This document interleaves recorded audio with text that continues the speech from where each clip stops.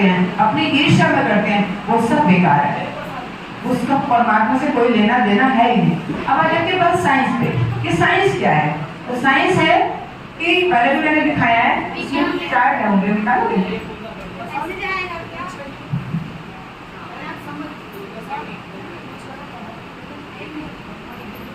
आप समझो कि विज्ञान क्या है। जो गुरुजी समझाना चाह रहे थे स्वामी जी, वो टॉपिक चला ही नहीं साइंस का। बस असली साइंस यही है। असली साइंस कैसी है? असली साइंस क्या है? अब मैं अध्यात्म साइंस को आपको कोरिलेट करके बताऊं, क्योंकि इसमें एमडी की डिग्री मिल चुकी है। एमडी की डिग्री 5 डॉक्टर्स ने ली है, और जिन्होंने ये शुरू किया वो खुद भी डॉक्टर हैं। तो पहले तो समझिए इसमें साइंस कैसे है कि अब पहली बात क्या है कि जब 2 महीने का माँ के पेट में बच्चा होता है तो यहाँ पे छोटा सा सॉफ्ट पोर्शन होता है, सबने देखा है। हमारे सबकी सब माएँ हैं, तो लेकिन किसी को ये नहीं पता क्यों है ये बोला है, बस है। तो इस बहुत चीजें हमने हवा में डाल दी कि बस है क्यों? क्योंकि यहीं से परमात्मा की शक्ति हमारे अंदर जाती है। जो दुर्गा सप्तशती पढ़ते हैं, आदि शक्ति पढ़ते हैं ना सब लोग, पर आदि शक्ति को भी हमने एक काल्पनिक बना दिया। आदि शक्ति का मतलब है जिसने एक एक कण में, पत्ते पत्ते में, हर चीज में प्राण डाला हुआ है। वो जो प्राण है, जो एनर्जी है, जैसे ओस की बूंद होती है, एक ओस की बूंद परमात्मा की एक शक्ति, एक प्राण का कारण है। एक जहां को बूंद गिरी प्राण आ जाएगा। तो ये जो पहला वाला चक्र है, ये वो जो शक्ति हमारे यहाँ से जाती है, इस तिकोनी हड्डी के अंदर बैठ जाती है, और ये कुंडल के आकार की है, इसलिए इसका नाम है कुंडलनी शक्ति। और कुरान में इसको बोला है बुरान, गुरु ग्रंथ साहिब ने बोला है इसको सूरती, और बाइबल में बोला है होली घोस्ट, और हमारे सारे शास्त्रों में बोला है कुंडलनी शक्ति। तो पहला जो चक्र है ये है हमारा श्री गणेश जी का चक्र। अब हमें सबको पता है श्री गणेश जी की पूजा सबसे पहले करते हैं, पर ये नहीं पता क्यों करते हैं। तो कितनी अधूरी नॉलेज है हमारी। पहले श्री गणेश की पूजा करते हैं क्योंकि श्री गणेश अर्थ है, धरती तत्व में पैदा हुए हैं, धरती से पैदा हुए, पिता के बिना पैदा हुए हैं, माँ से द्वारा पैदा हुए हैं। तो धरती हमारी माँ है, और माँ के द्वारा श्री गणेश की उत्पत्ति है। तो इसलिए जब तक धरती नहीं होगी तो हमारा जीवन है ही नहीं किसी का भी। तो सबसे पहले प्रथम पूजनीय श्री गणेश। दूसरे चक्र पे है सरस्वती माँ, क्योंकि अगर धरती में श्री गणेश उत्पन्न हो गए और वहाँ पे ज्ञान नहीं हुआ तो भी हम अंधकार में जाएंगे, अज्ञान करेंगे, पाप करेंगे। तो दूसरा चक्र है सरस्वती माँ का। तीसरा चक्र है लक्ष्मी नारायण का। उसके बाद हमें चाहिए जीवन जीने के लिए वैभव, संपत्ति। तो तीसरा चक्र यहाँ है। ये सारे गुरुओं का स्थान है। जितने भी गुरु संसार में आए हैं ये हमारे सारे बॉडी के अंदर है। चौथा चक्र है जगदम्बा का। हृदय जो धड़कता है वो जगदम्बा की शक्ति से धड़कता है। और लेफ्ट में हमारी आत्मा है, जहाँ शिव है। कहते हैं आत्मा ही परमात्मा है, परमात्मा ही आत्मा है। तो आत्मा परमात्मा कैसे? क्योंकि पूरा संसार, पूरे ब्रह्मांड का निर्माण शिव ने किया है। पूरे ब्रह्मांड का निर्माण शिव ने किया है, और शिव खुद आत्मा बनकर हमारे अंदर बैठ गए, प्राण बनकर। देखो कितना गहरा संबंध है। हमारे माता पिता बाहर है, रोटी बना रहे, खिला रहे, पढ़ा रहे, वो अलग बात है, लेकिन जो सबसे बड़ी चीज हमें सांस दे रहा है वो हमारे पिता शिव महादेव है। तो हमारी आत्मा में है, और आत्मा है तो सब कुछ है, आत्मा नहीं तो कुछ भी नहीं। और हमारी बदकिस्मती, हम आत्मा को जानते ही नहीं है, आत्मा को सुला रखा है। और चला किसको रखा है? दिमाग को चला रखा है। दिमाग चलता है सारे दिन, और आत्मा शांत रहती है, चुपचाप देखती रहती है। इसे भगवान को दृष्टा माना गया है। भगवान चुपचाप देखते हैं, कभी हमारे किसी विचारों में, कार्यों में गतिरोध नहीं पैदा करते। वो कहते हैं तुम्हें विवेक दिया है, बुद्धि दी है, खुद सोचो, खुद करो, मैं तो चुपचाप देख रहा हूँ, बस तुम्हारे कर्मों का हिसाब बाद में कर दूंगा। वो इतने इस तरीके से वो हमारी जिंदगी को आगे बढ़ाते हैं। तो जब यहाँ जाते हैं हम, जो राइट हैंड है हमारा, इधर श्री राम सीता का स्थान है। तो यहाँ से जैसी ये शक्ति हमारी जिसको स्पर्श करती जाती है, और हम ध्यान का मतलब क्या है? अंदर के देवी देवताओं को जागृत करना। तो जैसे ही कुंडली जिसको छूती जाती है, उसको छूने से ही हमारे अंदर वो शक्ति आ जाती है। तो सीधे राइट साइड में है श्री राम और सीता का स्थान। तो जैसे ही कुंडली शक्ति सीताराम को छूती है तो हमारे अंदर सबसे पहले मर्यादा आती है, सबसे पहले शालीनता आती है, सबसे पहले हमें ये पता चलता है कि हमें किस दायरे में रहना है, हमारे कर्तव्य क्या है, हमारा रोल क्या है समाज में, परिवार में, देश के प्रति हमारा रोल क्या है। ऑटोमेटिकली कोई ना सिखाए और हमारे अंदर आ जाएगा। और जैसे ही शिव के प्रति हमारा वो कुंडली स्पर्श करेगी, क्योंकि कुंडली गौरी माँ है, आदि शक्ति है, और शिव हमारे परम पिता है। तो दोनों अर्धनारीश्वर हैं, नीचे गौरी माँ है और ऊपर हमारे पिता है। परमात्मा ने अधूरा नहीं बनाया हमें, परमात्मा ने बिल्कुल पूरा बनाया है, बशर्ते हमें ये बताया होता है कि हमारे अंदर गौरी माँ, अंदर शिव जी हैं। अब हम माथा टेकते हैं उनकी मूर्ति देख के, हम महसूस करते हैं कि शिव पार्वती हैं, लेकिन वो हमारी ही रचना है, किसी मनुष्य ने ही वो मूर्ति बनाई है। और हमें किसने बनाया है? हमें स्वयं उसने बनाया है। तो जब हम कंठ में जाते हैं तो यहाँ श्री राधा कृष्ण है, और वो कहते हैं कि यहाँ से लेके यहाँ तक 16,000 शक्तियाँ हैं। कृष्ण भगवान की जो 16 कराए बता रहे थे, तो यहाँ से 16,000 शक्तियाँ हैं। और जैसे ही वो कुंडली शक्ति हमें इसको स्पर्श करती है तो हम विराट के अंग प्रकट बन जाते हैं। जैसे आप सब हैं, भले ही मुझे नाम ना पता हो, लेकिन मुझे इतना पता है कि जो सब में है वो मुझ में है, जो मुझ में है वो सब में है। तो ये हो गया विराट के अंग प्रकट है। और जैसे ही यहाँ जाते हैं तो यहाँ सूर्य का प्रकाश है। और सूर्य का प्रकाश कहता है कि जो ये अज्ञान का अंधकार है, अहंकार का अंधकार है, क्रोध का अहंकार है, जितनी भी गंदगी है हमारे अंदर, यहाँ सारी दूर करो। और जब प्रकाश आता है तो प्रकाश के साथ आता है प्रेम, और प्रेम के साथ आता है आनंद, और आनंद के साथ आता है सहभागिता, कि सब हम एक है। समभाव, समदृष्टि, एक ही भाव सबके प्रति, एक ही दृष्टि सबके प्रति। ना कोई ऊंचा है, ना कोई नीचा है, ना कोई पढ़ा लिखा है, ना कोई अनपढ़ है, ना कोई धनवान है, ना कोई गरीब है। उसकी नजर में सब बराबर है, क्योंकि वो सबको हवा भी दे रहा है जीने के लिए, वो सबको धरती भी दे रहा है चलने के लिए, वो सबको भोजन भी दे रहा है अनुप जाके, और वो सबको आकाश भी दे रहा है, बारिश भी दे रहा है, बादल भी दे रहा है, सब दे रहा है। तो जो असली जिंदगी जीने के लिए चाहिए वो तो सारा परमात्मा दे रहे हैं। हम तो ऊपर की चीजें पैदा कर रहे हैं कि पेड़ है, लकड़ी काट दी, फर्नीचर बना लिया, अपना पेड़ तो उसने उपजाया ना। तो जो बेसिक चीज है कि परमात्मा के अस्तित्व को पहचानना और उसे अपने अंदर के द्वारा पहचानना, इसका नाम ध्यान है। तो उसको करें 2 मिनट के लिए। परिचय समझ में आ गया? अब इसमें हम बीमार कैसे ठीक होंगे? तो जो पहला चक्र यहाँ पे हमारा जन्म है, दूसरे चक्र पे लिवर किडनी है, तीसरे चक्र में पाचन क्रिया, चौथे पे हृदय, पांचवे पे गला, और छठे पे आंख, नाक, कान, और सातवें मस्तिष्क। तो इनमें जो विकार होते हैं, इन देवताओं के खिलाफ जो काम करते हैं। श्री गणेश के खिलाफ हमने अपवित्रता की तो एड्स आ गया। दूसरे में हमने ब्रह्मा जी सरस्वती के खिलाफ अज्ञान किया तो लीवर किडनी की प्रॉब्लम हुई, ब्लड प्रेशर है, शुगर है, क्योंकि वो उसका मैं बाद में बताऊंगी स्टेप बाय स्टेप कि कैसे बीमारी पैदा होती है। तीसरे चक्र का पाचन क्रिया हमने उल्टा पलटा करा, और पैसा पैसा पैसा पैसा, तो लक्ष्मी जी नाराज, क्योंकि लक्ष्मी जी कमल के फूल पर खड़ी, हमने वजन ही नहीं है। वो कहती है मेरी तरह बनो हल्के, किसी तरह का अहंकार नहीं, किसी तरह का अहंकार नहीं, एकदम लाइट। सब कुछ तुम्हारे पास है पर सब कुछ मेरा है, मेरा उसका है। तो हमारे अंदर ये भाव ही ना आए कि कुछ भी मेरा है। सवाल पूछ सकती हूँ इसके बाद, क्योंकि मेरा भी लिंक टूट जाएगा वहां से। तो 4th नंबर पे परमात्मा जब जगदम्बा है, वो कहते हैं कि जो हार्ट है हमारा, तो हार्ट में कैसी प्रॉब्लम आती है कि जहां आपने गलत किया वहीं आपके मन में डर बैठ जाएगा।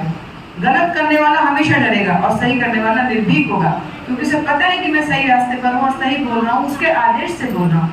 तो जो डर है, फियरलेस, वो हार्ट अटैक का कारण बनता है। हार्ट अटैक क्यों होता है? कहीं ना कहीं मन में चोर होता है। अगर मन में चोर ही नहीं है, मन में डर ही नहीं है, कोई घबराहट ही नहीं है, कोई परेशानी नहीं है, आपके जीवन में संतुलन है, आप भूतकाल में नहीं है, आप भविष्य में नहीं है, आप वर्तमान में, तो हार्ट अटैक का कारण क्या है? कोई भी कारण नहीं है।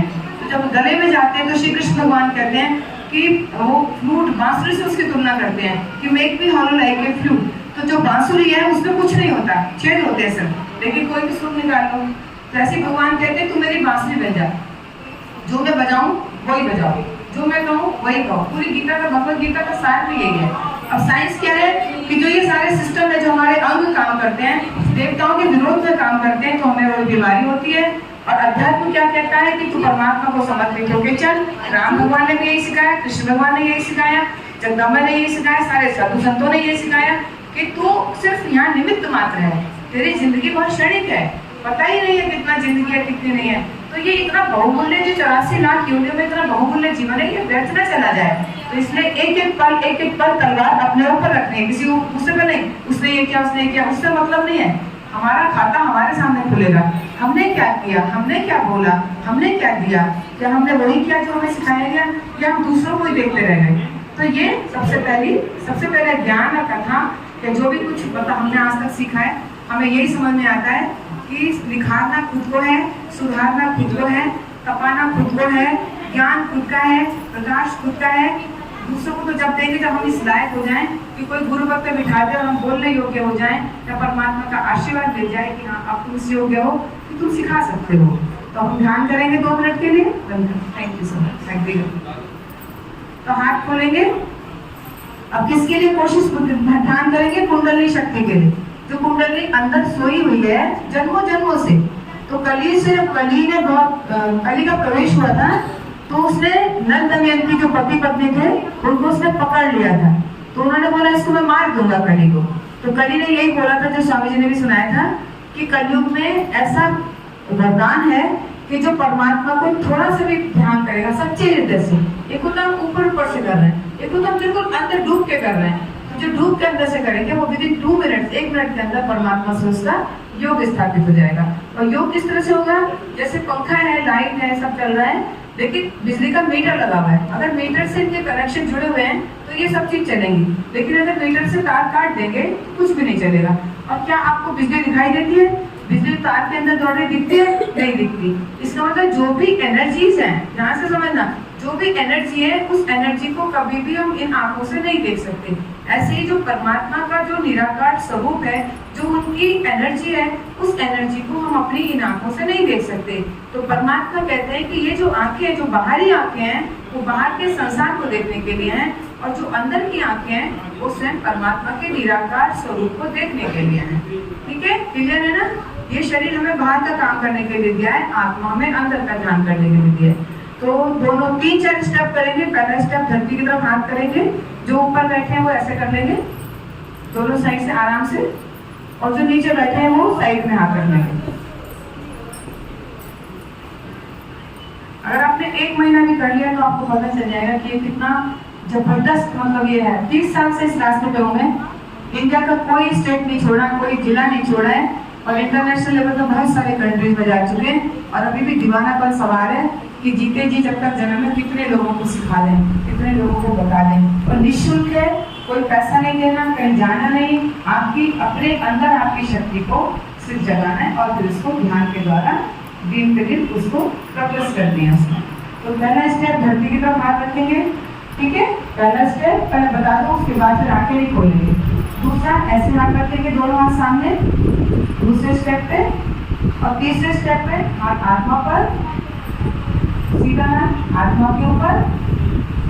ये क्यों रखेंगे? धरती से प्रार्थना करेंगे कि धरती हमारी माँ है, सारी हमारी बाधा रोग विकार धरती में चले जाए, वो खींच लेती है। दूसरा हम संतुलन मांगेंगे कि भूतकाल भविष्य में न रखे रहें। और तीसरा हम अपने आप को बताएंगे हम आत्मा हैं। और चौथा, हमने अगर खूब कचरा इकट्ठा कर रखा अपने अंदर तो हमको नहीं चाहिए, सब दूर बैठो उसको। और पांचवा परमात्मा के साथ योग। ठीक है, सिंपल है बिल्कुल, पांचों बिल्कुल साधारण है। अब नीचे धरती पर हाथ रख लीजिए, आंखें नहीं खोलनी है, क्योंकि कुंडली उठती ही आंखें बंद कर देते हैं, आंखें खोलने पे नहीं उठती, बातें नहीं। दो धरती माँ, अंदर अंदर धरती माँ, मेरे रोग, मेरी बाधाएं, मेरा सारा असंतुलन, मेरे दोष सब धरती में निकाल दीजिए, मुझे खाली कर दीजिए। माँ, मुझे खाली कर दो, मुझे कुछ भी नहीं चाहिए जो मेरे और आपके बीच में आता हो। मेरे और परमात्मा के बीच में जो भी कुछ बाधा है, रोग है, परेशानी है, चिंता है, कोई क्लेश है, तो मुझे नहीं चाहिए, आप ले लीजिए। माँ, माँ, माँ, मेरा योग कीजिए, मेरा योग स्थापित कीजिए।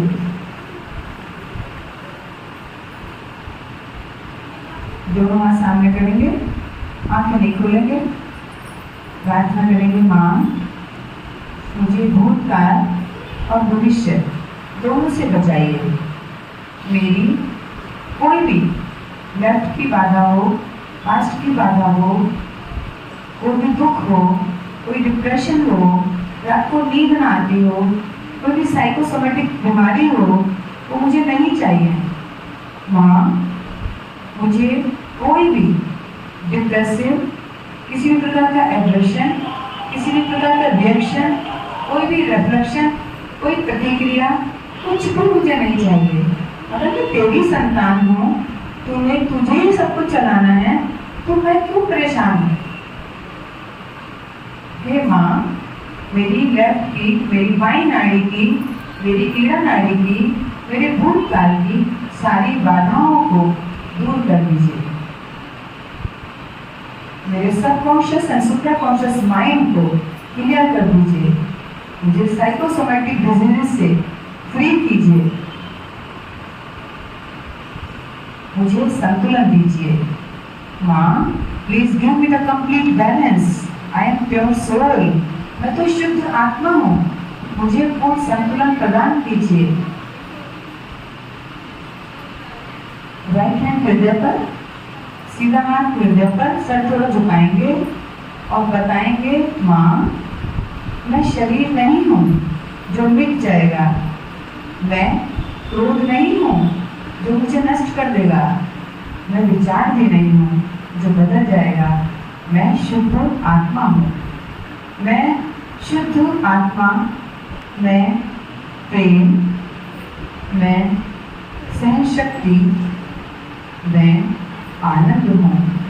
मुझे आत्मज्ञान दीजिए, आत्म प्रेम दीजिए, आत्मबल दीजिए, आत्मविश्वास दीजिए। माँ, मुझे मेरा आत्म साक्षात्कार दीजिए। माँ, मुझे मेरा आत्म साक्षात्कार दीजिए, जो श्री कृष्ण ने अर्जुन को दिया था, जो 6 अध्याय में भगवद गीता में मनुष्य के एकमात्र प्राप्ति है आत्म साक्षात्कार। अपनी ही आत्मा के समक्ष खड़े हो जाना मेरे जीवन का प्रथम उद्देश्य है। मुझे प्रदान करो माँ, मुझे मेरा आत्म साक्षात्कार प्रदान कीजिए। मुझे श्री गणेश तत्व दीजिए, मुझे उनकी अबोधिता दीजिए, पवित्रता दीजिए, विवेक और बुद्धि प्रदान कीजिए। मैं शुद्ध आत्मा हूँ। हे श्री कृष्ण, मुझे अपना मधुर स्वर दीजिए, अपनी मधुरता दीजिए, अपना प्रेम दीजिए। मेरे कंठ के समस्त विकारों को दूर कीजिए, मेरी कड़वाहट को दूर कीजिए, मेरे क्रोध को दूर कीजिए, मेरी ईर्ष्या को दूर कीजिए। अरे मैं आत्मा हूँ, मैं आत्म प्रेम हूँ, मैं परमात्मा का अंग हूँ, मैं विराट की संतान हूँ, तो मैं तो स्वयं स्वतः प्रेम हूँ। मुझे बहने दीजिए, मुझे चलने दीजिए, मुझे सबको अपने में समाने दीजिए। मैं आप ही की संतान हूँ। मेरे समस्त कष्टों से मुझे मुक्ति दीजिए। इस संसार की माया जाल से मुझे मुक्त कीजिए। माँ, माँ, मेरे हृदय में आओ, प्रेम बनकर आओ, शक्ति बनकर आओ, रोम रोम में आओ, आनंद बनकर आओ, अनुभव बनकर आओ। मुझे अनुभव दो, मेरे सहस्त्रार को खोल दीजिए। मेरा योग कीजिए, योग क्षेम वहाम्यम। मेरा योग कीजिए, कल्याण स्वयं परमात्मा करेंगे। हाथ नीचे लेके आएंगे और 1 मिनट के लिए देखेंगे जो आपने प्रेयर किए हैं वो क्या अंदर है, असर कर रहे हैं वो प्रार्थनाएं। दोनों हाथ खोलकर बैठ जाइए। 1 मिनट के लिए मौन, अपनी आत्मा पर चित्त रखेंगे, पूरा चित्त अपनी आत्मा पर। ठीक है, चित्त, अटेंशन।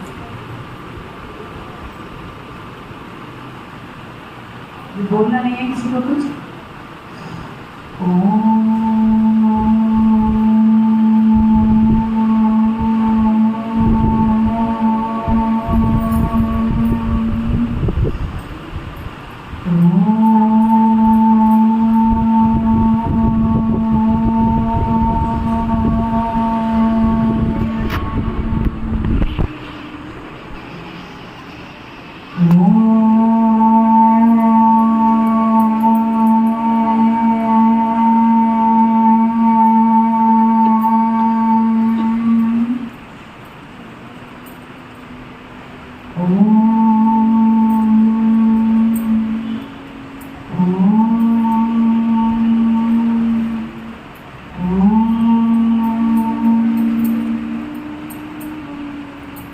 आंखें खोलेंगे,